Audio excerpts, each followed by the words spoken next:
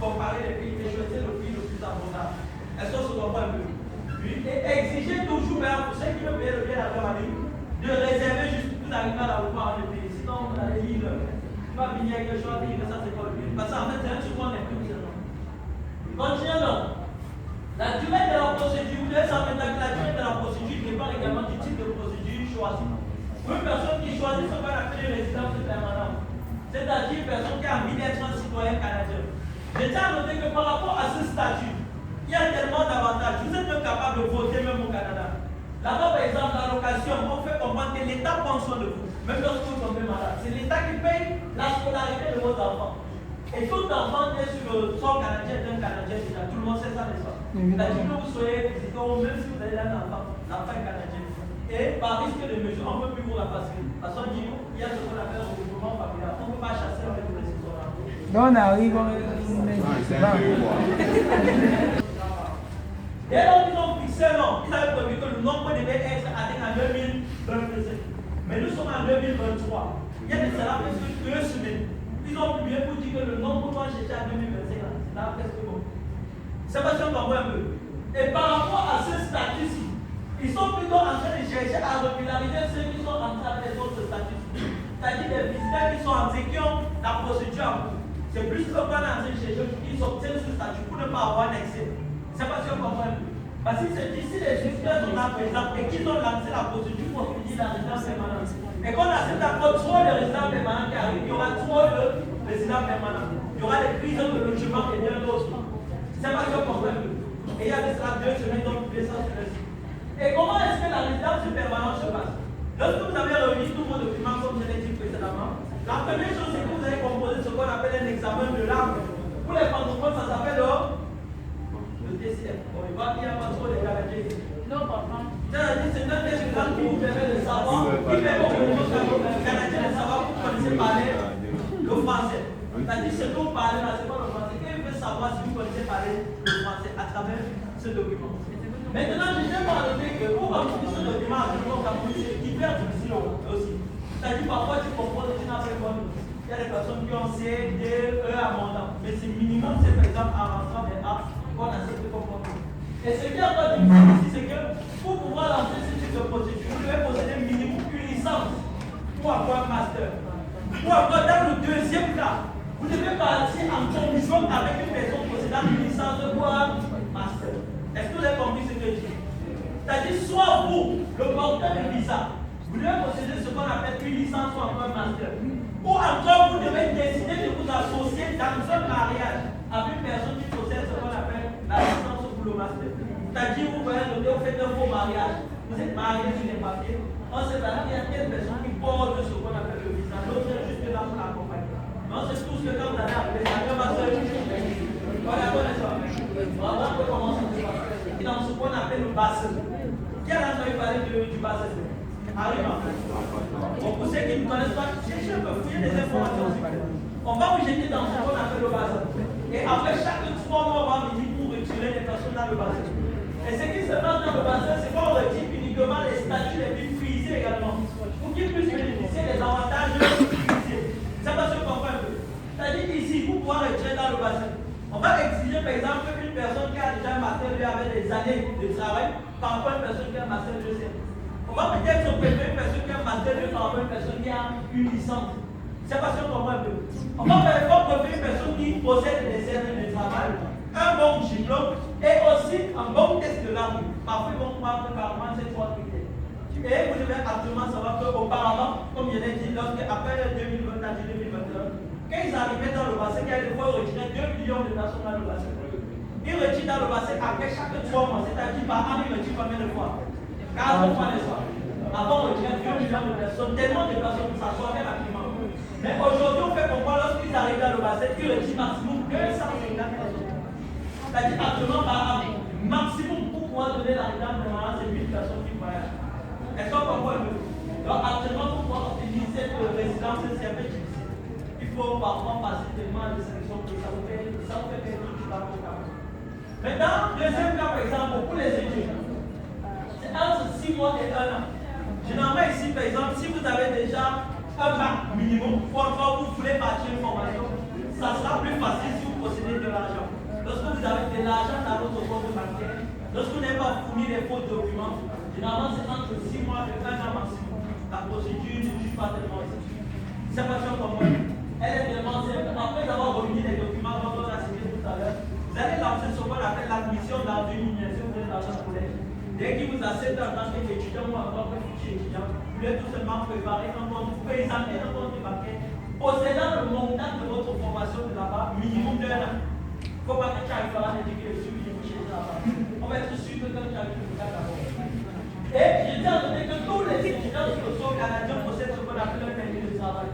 Ils ne sont pas là en train de faire des jobs. Ils sont reconnus en tant que travailleurs, en dehors de leurs études. Autre chose également ici, vous devez savoir que lorsqu'on parlait en tant que travailleur temporaire pour chercher en plus ce qu'on appelle le permis de travail, ça varie maximum entre 6 mois et 1 an. Maintenant, également ici, il y a ce qu'on appelle un piège. Il y a des personnes qui vont peut-être vous dire, inscrivez-vous ici peut-être à 2000 chercher à postuler pour tel ou tel travail. Quel savoir, par exemple, pour postuler pour un travail au Canada, vous devez toujours poser la question magique. Est-ce qu'il s'agit d'un permis de travail ouvert ou fermé? C'est pas ça qu'on comprend. Si vous ne posez pas cette question, vous êtes en train d'entrer dans ce qu'on appelle un piège.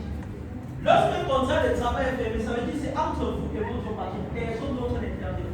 Et le patron a le droit de faire de vous ce qu'il veut. C'est pas ça qu'on comprend. On ne dit pas vous abuser, mais d'une manière intellectuelle, il peut carrément faire de vous ce qu'il veut. C'est-à-dire, premièrement, durant toute la durée du contrat, c'est la fixé que c'est 5 ans, tu ne pourras jamais faire un autre travail avec le contrat. Tu fais une rabattu.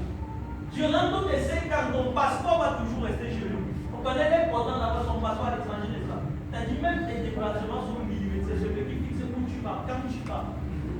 Ça va se comprendre. Par contre, le bien ici, c'est quoi? Le bien ici, c'est que ton employeur te dit que moi, je veux payer ta procédure. Lui, c'est marqué ici pour lancer la procédure. Lui, il a fait tout ça, c'est maximum 5 millions. Lui, il est imbécile. Tout à l'heure, on a vu que le salaire d'un mois, c'est environ 2 millions les ans. Lui, maintenant, quand tu arrives, ton salaire, là, tu peux même diviser ça par 4. Chaque mois, il retire. Sauf que tu vas travailler pendant 5 ans comme ça. C'est pas ça qu'on va le faire. Donc, si peut-être tu as même payé peut-être des 5 millions ici, tu as même maximum combien de mois pour amuser? 2 ou 3 mois les soirs. Alors que là, tu vas travailler pendant 5 ans. Et si c'est toujours lui qui veut, parce qu'avant la fin du contrat, il peut créer un refus de chasse. Il ne te donne même pas la possibilité de partir pour commencer à aller. C'est pas ça qu'on peut.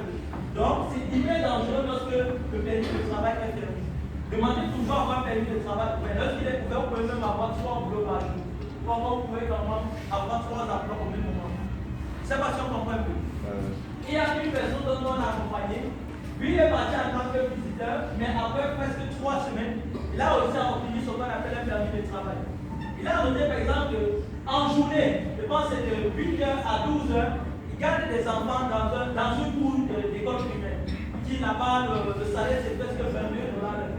C'est-à-dire, les enfants doivent être en train de jouer, lui je peux regarder. Parce que regarde, un enfant doit passer bien. D'abord, puis regarde, après le père. C'est pas ça qu'on peut. Et en dehors de cet instant, à partir de 13h, lui doit pouvoir partir occuper ce qu'on appelle les bicyclettes dans la ville. Vous voyez souvent des trucs que les gars montent sur ça, comme ceci, rechargeables là. Ça va se voir un peu. Ce sont des bicyclettes rechargeables, donc il y a des points de stationnement. Qui dit rechargeable dit quoi? Ça se décharge. Lui travaille en tant que freelancer là-bas. Pourquoi? Parce qu'il a un permis de travail déjà ouvert. Et ce qui se passe, c'est que lui part avec une application. Il cherche par exemple quelles sont les bicyclettes qui sont déchargées. Il porte, il va les poser. Et vers 19h, il porte d'abord pour venir remettre en place. Et tu as noté que par bicyclette, on paye $3.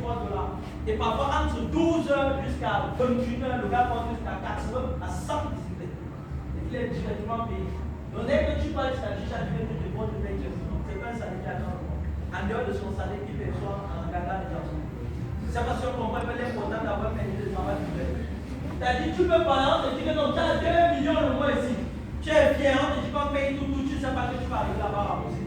Le mieux quand tu sais que c'est ouvert, tu sais que tu arrives là-bas, ton patron te parle, tu cherches un autre business à tout le monde. C'est parce qu'on comprend peu. Et vous devez savoir que tous les travaux sont payants là-bas. Ça paye divers. Des personnes payantes, des femmes qui coiffent, parce que le nerf de demande de c'est comme le mettre au pied. Il y a des femmes qui coiffent là-bas. Pour coiffer une tête, c'est minimum $80.